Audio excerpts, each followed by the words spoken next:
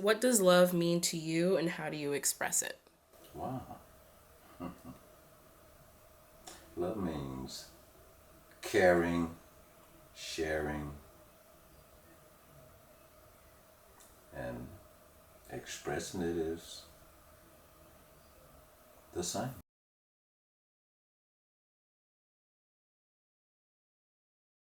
So, what's your name? Terry Boswell. How old are you?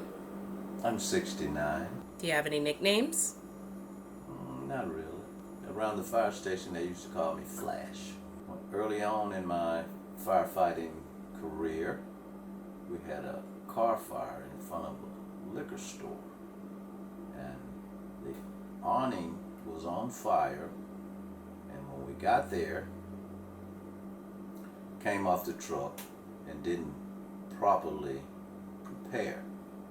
So I got the hose, the driver put the truck in pump, and I was standing beside the car and extinguishing the fire, and the tire blew out.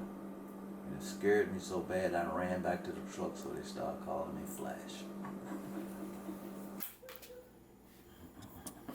Smile. Being a firefighter is more than just extinguishing fires, because we were called out on medical calls, car wrecks, people just in danger or needing help. What do you like to do in your free time? What makes you happy or excited? Oh, dealing with my dog, working in the yard, going fishing, watching boxing, stuff like that. Over my head are boxing gloves. Over there is a heavy bag. One of my nephews, I have pictures of him on the wall. He has 3 championship belts and heavyweight championship belts.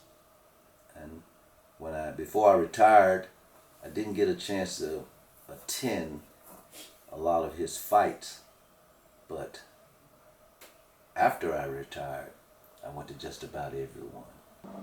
This is my nephew here, Cedric Boswell. This is another Hollywood, Florida fight. My nephew here. Was he very good at it? Yes, he was very good. He only lost, I don't remember how many fights he had, but he only lost 2 fights in his career. What was your home life like? Well, I have 4 brothers and 2 sisters. I also have a twin. One of my sisters is my twin. And my home life growing up was pretty good. My mother worked, my father worked. We never lived in government housing or housing projects. We always lived in a single family dwelling, and life was pretty good. That was when you got older. That was during the civil rights movement, right? Yes, I was a teenager during the civil rights movement. All right, can you tell me a little bit about that, please? Well, my first involvement with the civil rights movement was a sanitation strike, and the city was in chaos, and Martin Luther King came to help the situation. I marched with King the first time he was there, and the people rioted. They cut up so bad that he left Memphis and came back to Atlanta. And about almost 2 weeks later, he was talked into coming back after the people promised that there would be no riot, and he came back and was assassinated. What was the outpour like that in your community at the time of like younger kids? As far as the assassination, it was the city, state, and the country was in uproar. There were riots. people getting killed. They were burning down buildings and everything behind that. You did mention that you were, thinking a lot about passing. Can you talk a little bit more about, how you view death? Well, death in a family is always devastating.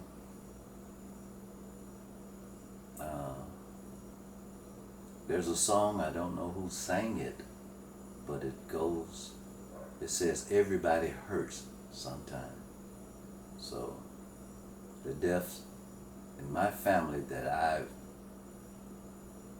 had I've been unfortunate to have to go through hurts. For my mortality,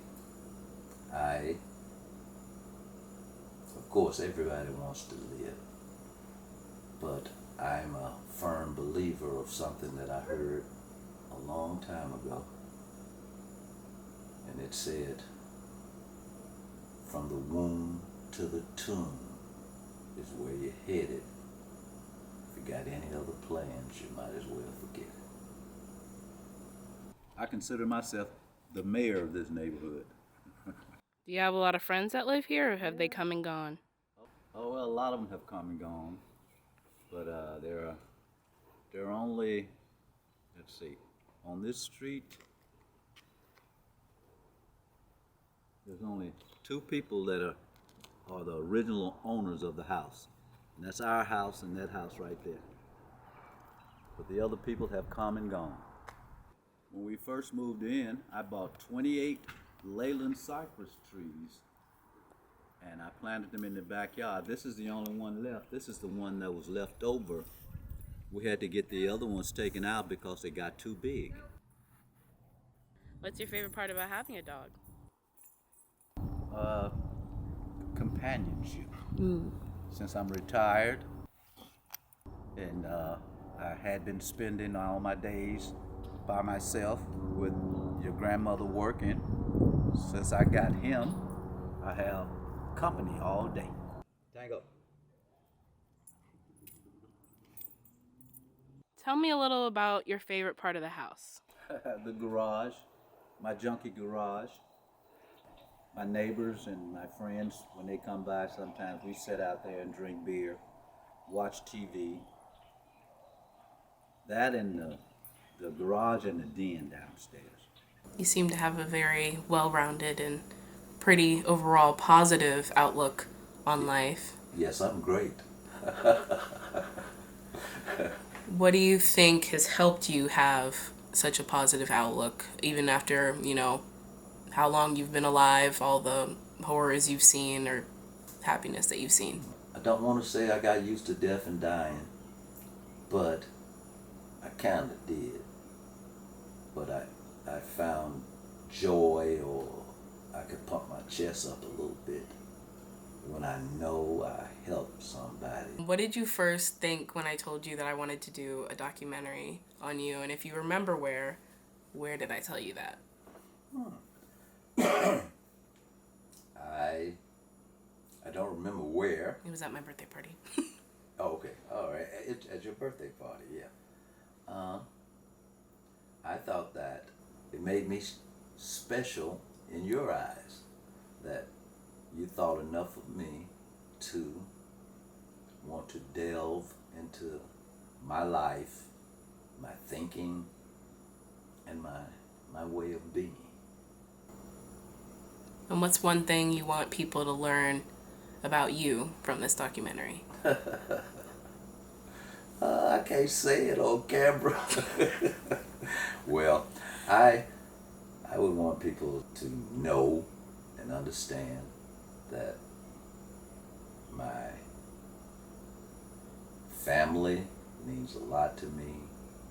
My daughter, your mother, you, my wife, my sister-in-laws, my nieces, my sister and brothers, that I love them and I show them all the time that I do.